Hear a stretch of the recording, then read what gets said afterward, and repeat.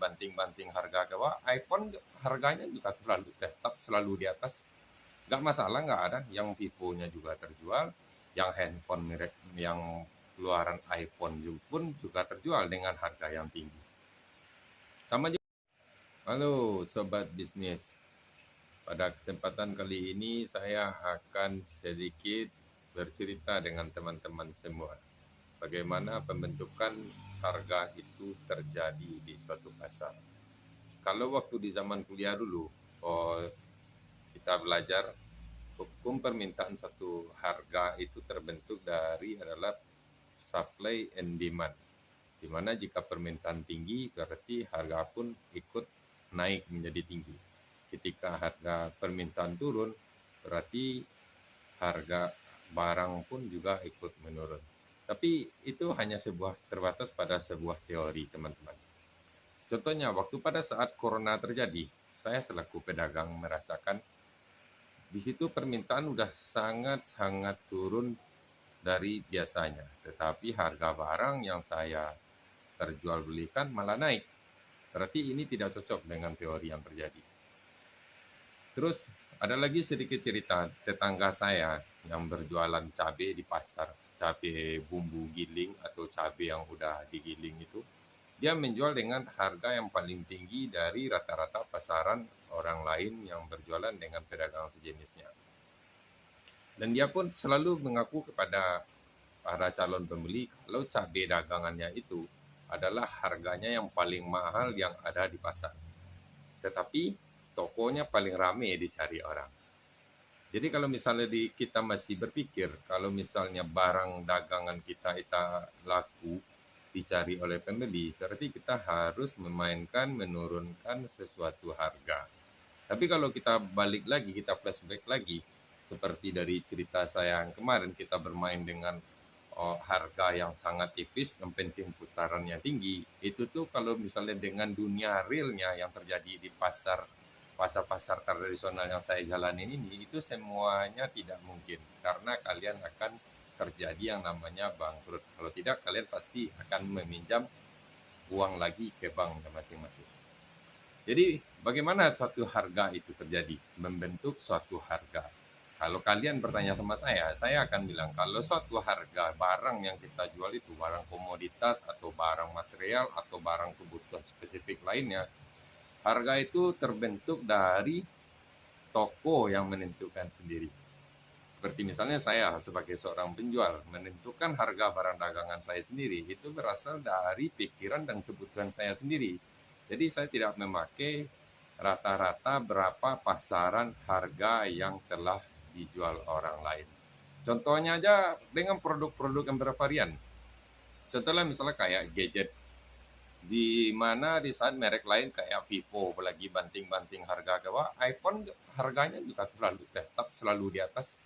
Nggak masalah, nggak ada. Yang Vivo-nya juga terjual, yang handphone merek yang keluaran iPhone pun juga terjual dengan harga yang tinggi. Sama juga dengan rumah makan. Rumah makan atau rumah makan Ampera yang biasa yang pakai berjejeran di pasar itu, setiap Ampera harganya juga beda-beda. Ada yang mematok harga 15.000, ada yang 10.000, 14.000, atau 16.000.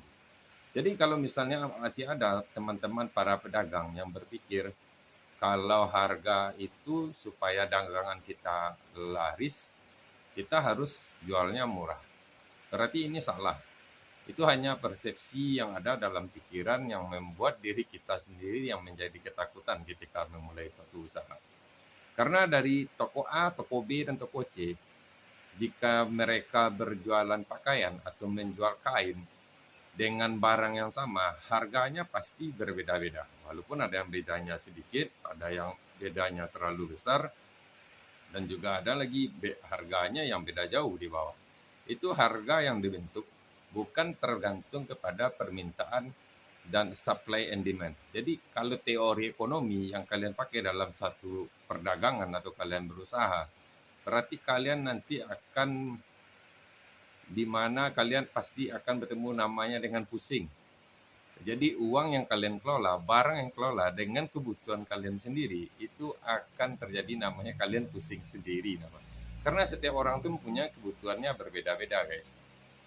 Jadi kalau misalnya kita punya usaha atau mau berdagang, itu tuh harga yang terjadi itu adalah berdasarkan dari toko kalian masing-masing. Dan toko kalian masing-masing itu ya pedagangnya yang ngatur harga. Misalnya kayak kalian jualan cat misalnya.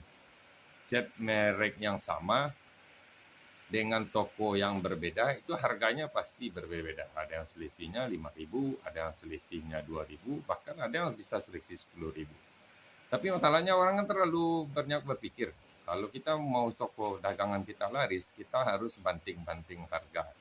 Kalau misal dalam kenyataannya, orang yang selalu banting-banting harga, lama-lama 1 sampai 3 tahun mereka akan tutup dan mereka akan bangkrut.